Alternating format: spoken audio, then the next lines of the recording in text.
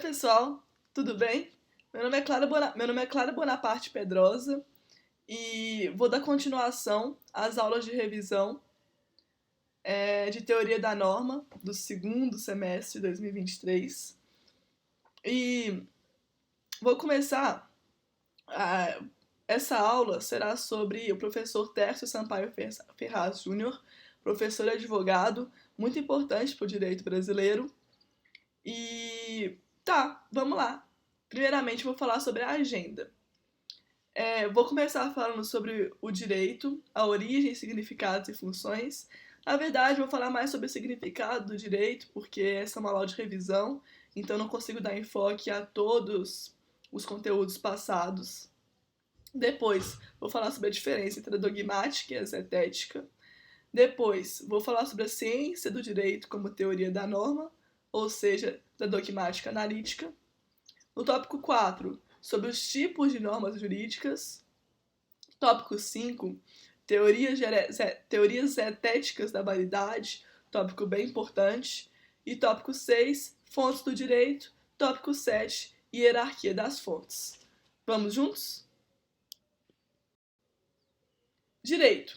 Origem, significados, que é o mais importante dessa parte, que é o que eu vou abordar, e funções. Uma só concepção da palavra direito é muito difícil. Qualquer definição que se dê ao direito será ambígua, sendo de difícil tarefa haver uma definição neutra.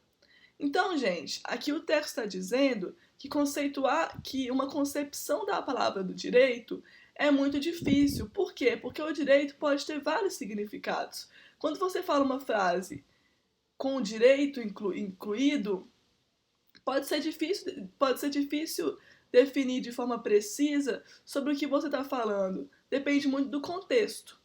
Por exemplo, a palavra manga. Quando eu falo manga, vocês podem imaginar tanto a fruta manga quanto a manga de uma camisa.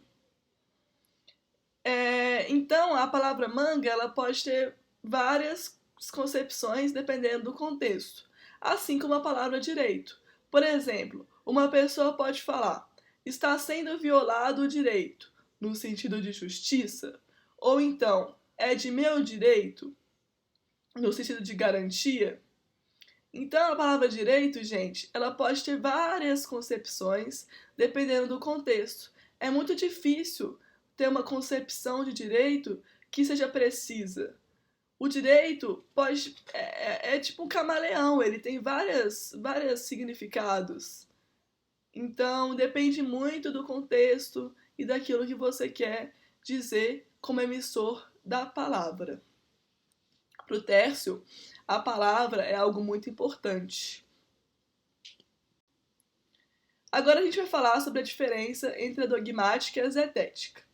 O direito, enquanto objeto, pode ser estudado de diferentes ângulos, zetético ou dogmático. A zetética tem como enfoque as perguntas. É a dúvida como fator predominante. São as investigações no fenômeno jurídico, como, por exemplo, a psicologia jurídica, a sociologia do direito, a filosofia do direito. A zetética ela não possui instrumentos consolidados a partir dos quais pode se tomar como ponto de partida, como, por exemplo, códigos e consolidações. Não, a zetética está mais preocupada com a filosofia, com o questionamento. Ela é tipo Kelsen, ou até o Kant, por exemplo.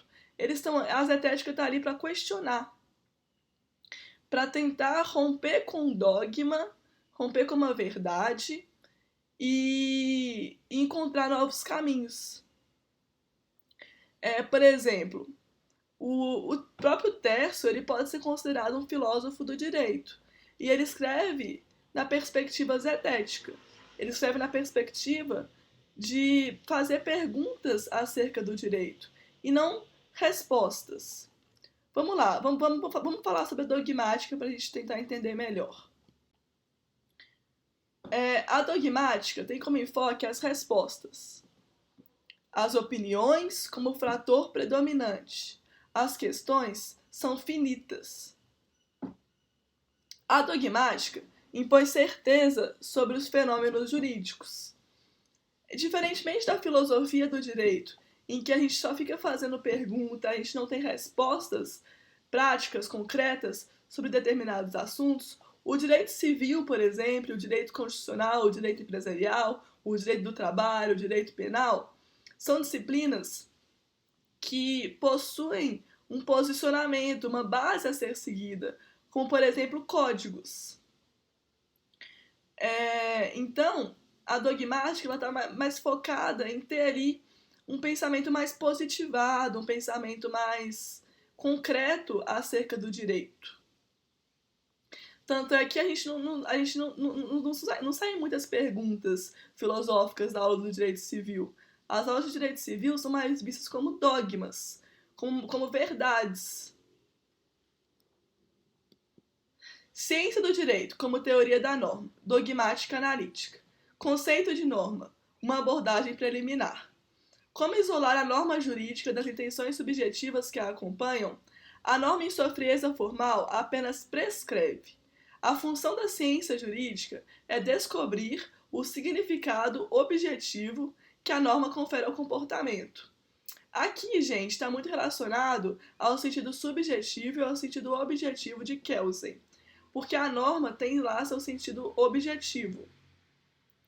Por exemplo, o caso do escorpião. O sentido objetivo foi levar a multa. Esse o sentido, foi o guarda multar, né, o indivíduo, porque ele tirou o cinto de segurança. Mas o guarda não viu o escorpião. Então, a norma, ela só prescreve. E a ciência jurídica tinha como, na verdade, o objetivo de entender o sentido subjetivo. A ciência jurídica, ela tem como função entender o que está por trás ali daquele comportamento.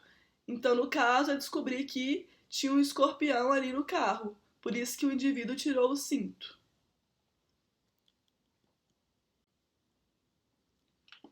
Agora, a gente vai falar sobre o caráter jurídico das normas, instituições e núcleos significativos.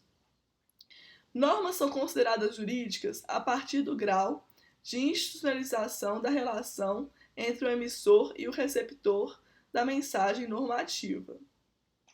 A norma instaura uma relação de autoridade, em que o emissor deve se sentir respaldado pela confirmação de terceiros. Isso significa que a autoridade está institucionalizada. Então, por exemplo, vamos a um exemplo que fica mais fácil de entender isso aqui.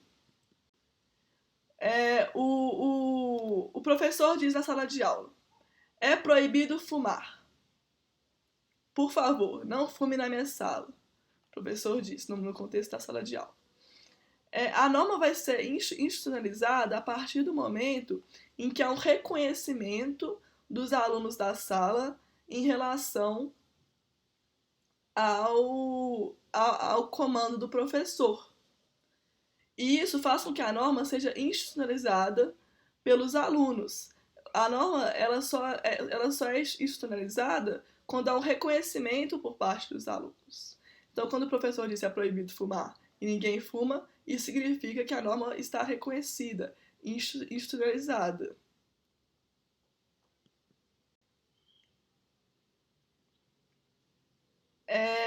E o fundamento da prescrição da norma jurídica está no grau de institucionalização da relação de sujeito que sua ordem manifesta. O reconhecimento do caráter jurídico das normas, como eu disse, está na garantia do consenso geral presumido de terceiros que a ela confere prevalência. Então, vamos lá, vamos a outro exemplo de reconhecimento das normas e o fato dela ser institucionalizada. Supomos que existe uma norma que diga que é proibido se locomover. Essa norma não será aceita socialmente, porque a maioria das pessoas se locomove. Elas andam, elas caminham, então elas se locomovem.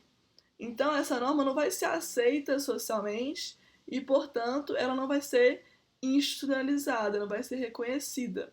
Para a norma ser reconhecida, é necessário um consenso geral de que essa norma não existe, de que essa norma não foi afirmada mesmo pelo emissor. Agora, a gente vai falar sobre os tipos de normas jurídicas. Gente, esse assunto é bem denso, então espero que vocês prestem atenção. O primeiro tipo de norma jurídica está na relação sintática. Por quê? Porque a relação sintática diz respeito ao campo de validade das normas jurídicas.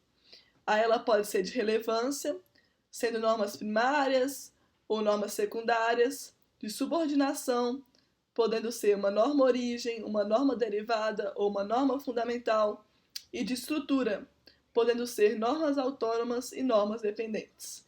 Vou explicar cada uma delas para vocês. As normas primárias, o objeto é a própria ação. Então, por exemplo, é proibido matar alguém. Pronto. Essa é a norma. Ela não tem como objeto outra norma, como, por exemplo, as normas secundárias. Um exemplo de normas secundárias, que são normas sobre normas, são as normas de devolução do direito internacional privado, que não regulam propriamente uma matéria, mas dizem, no caso de conflito entre normas de diferentes estados, qual delas deve ser aplicada.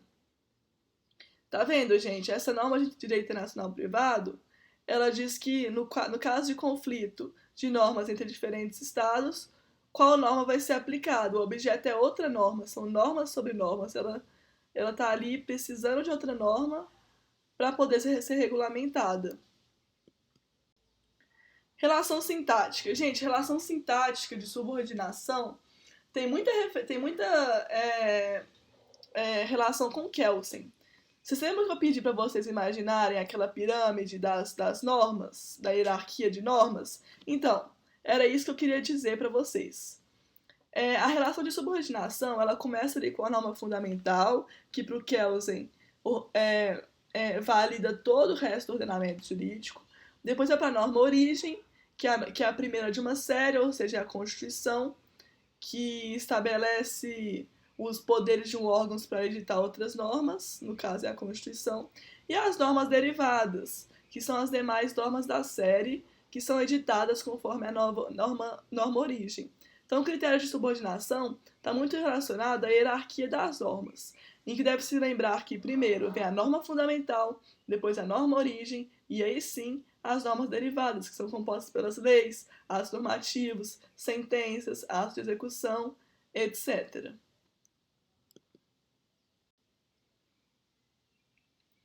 A relação sintática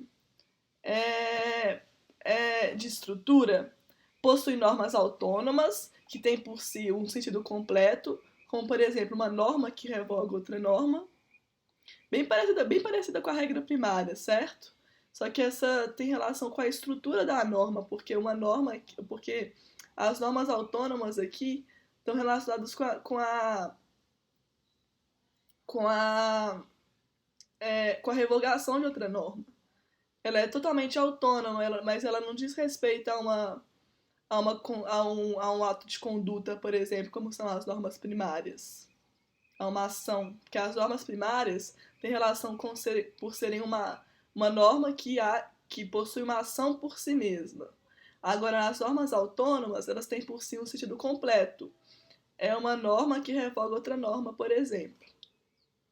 E as normas dependentes exigem a combinação com outras normas. Por exemplo, o artigo 5º, inciso 32 da Constituição Brasileira de 88, que diz que o Estado promoverá, na forma da lei, a defesa do consumidor. Então, as normas dependentes exigem a combinação com outras normas.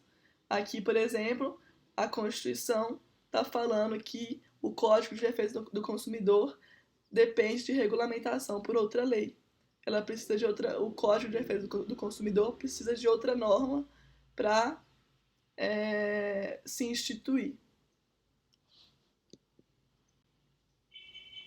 Agora, a gente vai falar sobre a relação semântica.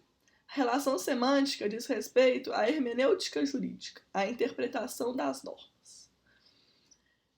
As normas gerais são aquelas normas comuns, como, por exemplo, dizem respeito à generalidade das pessoas. Por exemplo, uma norma que diga que para ser vereador é preciso ter mais de 18 anos.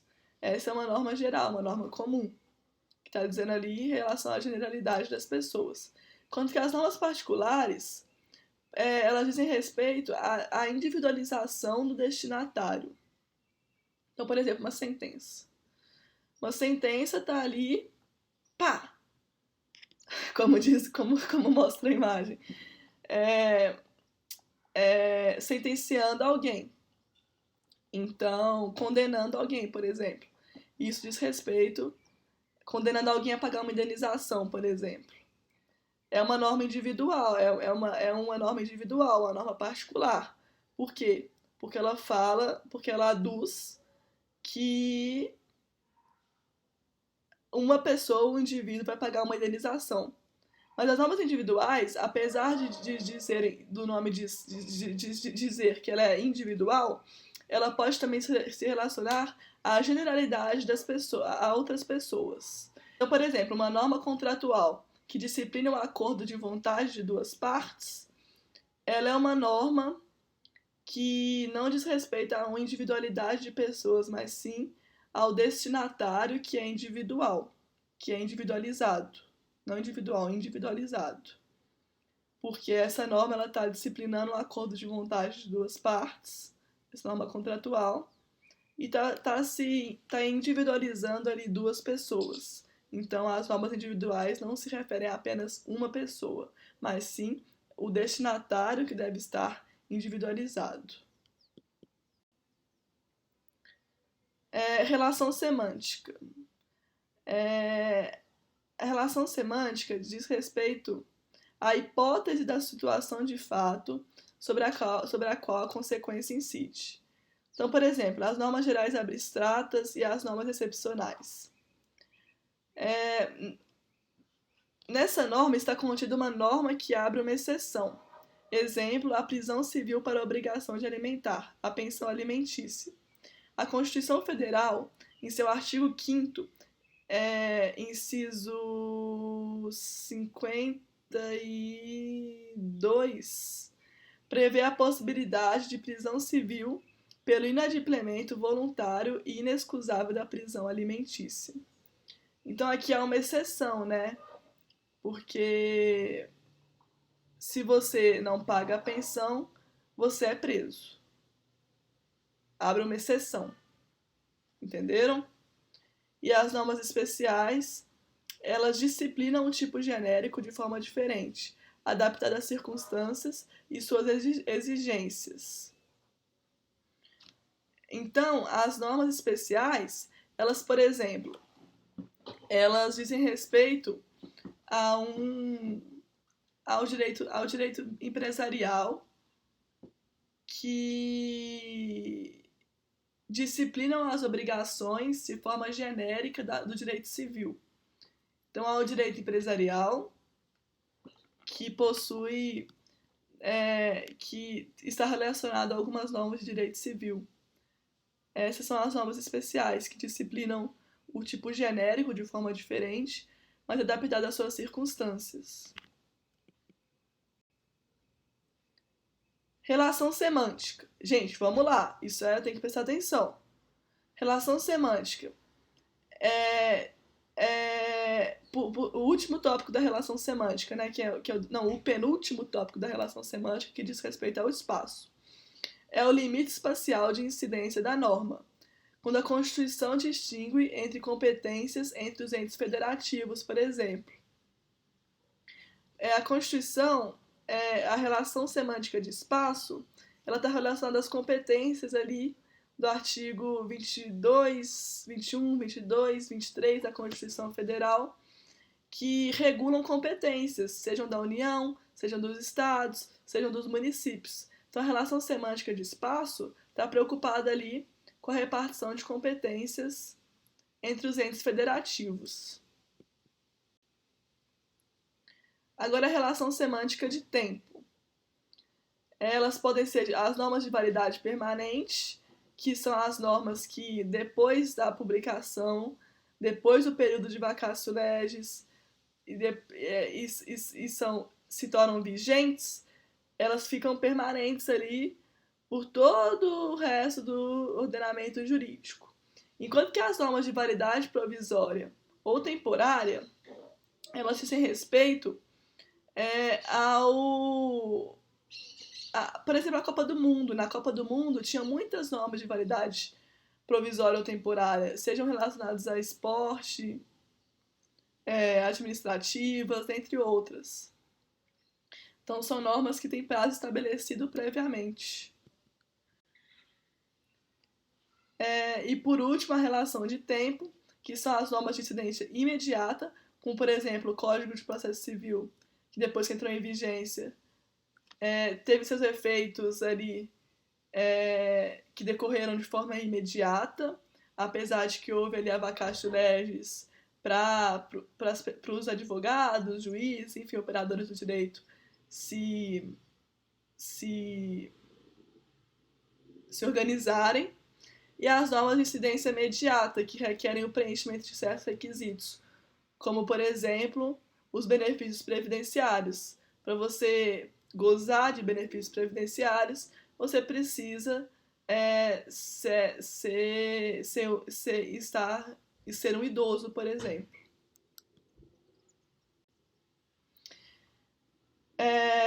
E a relação pragmática diz respeito aos funtores, que, por exemplo, os funtores de normas preceptivas são aqueles que são obrigatórios, os funtores de normas proibitivas são aqueles que são proibidos, e os funtores de normas permissivas são aqueles que são permitidos. Eu citei aí alguns exemplos do tipo de funtor obrigatório, que é obrigatório o uso de máscara, o funtor proibido, que é proibido estacionar, e o funtor permissivo, que é estacionamento permitido. A relação pragmática de força de incidência eu vou deixar para outro vídeo, beleza? Agora a relação de finalidade. A relação pragmática de finalidade pode ser de normas de comportamento ou de conduta. Por exemplo, no Código Penal, artigo 154, revelar a alguém sem justa causa segredo de que tem ciência em razão de função, ministério, ofício ou profissão, e cuja revelação possa produzir dano a outrem, pena detenção de 3 meses a 1 ano ou multa. Gente, vocês perceberam que aqui há uma disciplina direta sobre a condição da norma? Aqui há uma descrição completa da norma? Pois bem, são essas as normas de comportamento ou de conduta. As normas que descrevem bem o comportamento ou a conduta. E as normas programáticas são aquelas que expressam diretrizes. Por exemplo, a norma constitucional que determina ser dever do Estado a educação. Então, deve estar ali no artigo 5º, também no artigo 201, 202 da Constituição, que é dever do Estado garantir educação para todos, independentemente de renda, gênero, dentre outros. É uma norma que expressa diretriz. Falaremos agora sobre as teorias zetéticas de validade. Tércio Sampaio Ferraz Júnior elabora uma explicação pragmática da validade da norma. A imunização de uma norma jurídica repousa em outra norma. Portanto, uma norma é válida se imunizada por outra norma. A validade se dá por via de uma relação de imunização. Então aqui, o Tércio ele tem uma teoria bem parecida com a do Kelsen. A diferença é que para o Tércio não há um triângulo, não há um sistema escalonado de normas em que uma norma valida outra norma, mas sim um sistema de imunização, em que uma norma imuniza outra norma. Então, por exemplo, naquele caso do é proibido se locomover, aquela norma ela não é reconhecida porque ela não foi imunizada. E, portanto, uma norma não imunizaria essa norma. Aqui a gente tem uma relação de reconhecimento social e não uma relação de validade, conforme o Kelsen explica. A posição pragmática é a de que o sistema do ordenamento, não se reduzindo a uma única unidade hierárquica, não tem estrutura de pirâmide, mas estrutura circular de competências referidas mutualmente, dotada de coesão. Tá.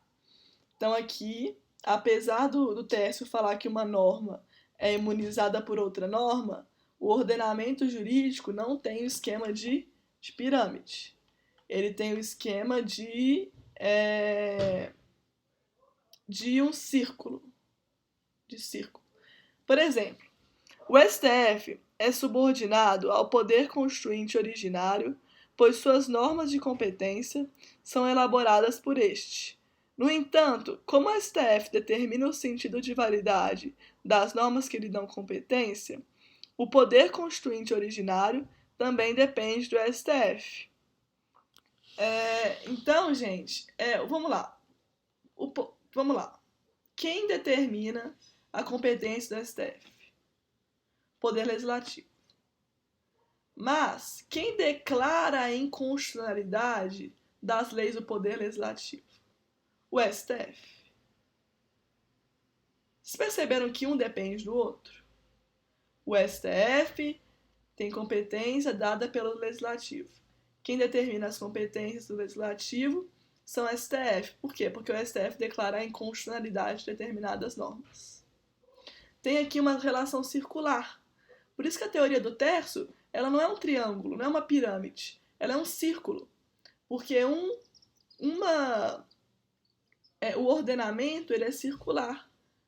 Os poderes dependem entre eles. Não é uma pirâmide em que um é escalonado em relação ao outro. É um círculo.